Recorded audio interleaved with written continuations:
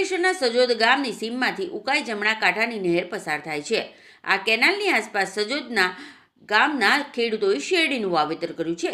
છેલ્લા 3-4 વર્ષોથી કેનાલમાં પાણી આવતા ઓવરફ્લો થતાં આસપાસના ખેતરોમાં પાણી ભરાઈ જાય છે। ખેડૂતોએ આ સમસ્યા અંગે નહેર વિભાગમાં અનેકવાર મૌખિક જાણ કરી હતી, જો કે આજ દિન સુધી સમસ્યાનું નિરાકરણ આવ્યું ન હોવાથી હાલમાં કેનાલ ઓવરફ્લો થતાં 5 જેટલા ખેડૂતોના ખેતરોમાં પાણી ભરાઈ ગયા છે।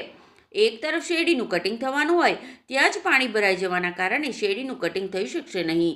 સજોદના ખેડૂત યશવંત પ્રજાપતિએ જણાવ્યું હતું કે કેનાલની બાજુમાં આવેલ ખેતરમાં હાલમાં જ ઘઉંનું વાવેતર કર્યું છે। આ ખેતરમાં પોણા ભાગમાં કેનાલના પાણી ભરાઈ જવાના કારણે ઘઉંનું વાવેતર નિષ્ફળ ગયું છે, ત્યારે ગામના અન્ય ખેડૂત જયંતિ કટારિયાના ખેતરમાં શેરડીના ઊભા પાકમાં પાણી ફરી વળ્યા છે। શેરડી કટિંગની તૈયારી હતી તેવામાં કેનાલમાં પાણી ભરાઈ જતાં કટિંગ પાછું ઠેલાય એવી પરિસ્થિતિ ઊભી થઈ છે, જ્યારે અન્ય ખેડૂતોની શેરડીના ખેતરમાં પાણી ભરાઈ જતાં નુકસાનની ભીતિ સેવાઈ રહી છે, ત્યારે નહેર વિભાગ આ સમસ્યાનો કાયમી ઉકેલ લાવે એવી માંગણી કરી હતી।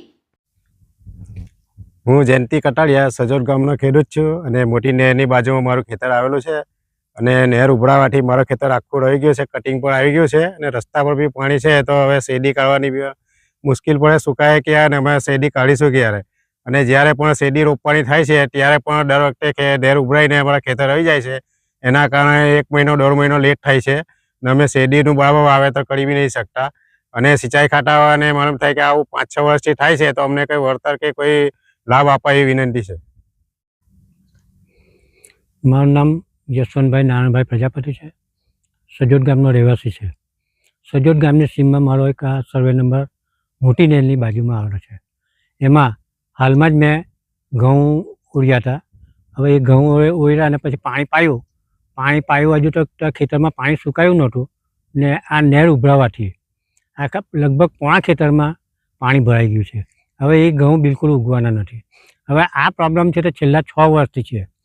આગળ 2 વર્ષ પર મારે એવું થયું, 2 વખત જ્યારે શેરડી મેં વાવી ત્યારે શેરડી વાવવાના ટાઈમે જ એક ખેતરમાં પાણી ભરાઈ જતું હતું, એટલે મારે શેરડી વાવવાનું લંબાયા કરતું હતું।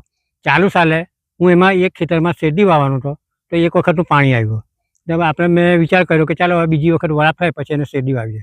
બીજી વખત વરાપ થઈ પાછું પાણી આવ્યું ને પાછું ખેતરમાં પાણી ભરાઈ ગયું, એટલે એ ખેતરમાં હું મહેનત કરી શક્યો નહીં।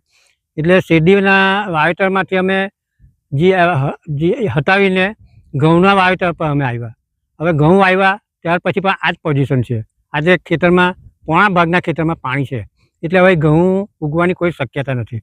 હવે આવું છેલ્લા 5 થી 6 વર્ષથી આ પ્રોબ્લેમ છે જ, તો નહેર ખાતા સિંચાઈ વિભાગ દ્વારા આ બાબતે કોઈક નક્કર પગલાં લઈ અને આ જે ખેતરો 5-6 ખેડૂતના ખેતરો રવી જાય છે, પાણી ભરાઈ જાય છે અને વર્ષો વર્ષ જે નુકસાની થાય છે તો એમાંથી એમને રાહત મળે, તો આના બાબતે યોગ્ય ઘટતું કાર્યવાહી કરવા બાબત મારી નમ્ર વિનંતી છે।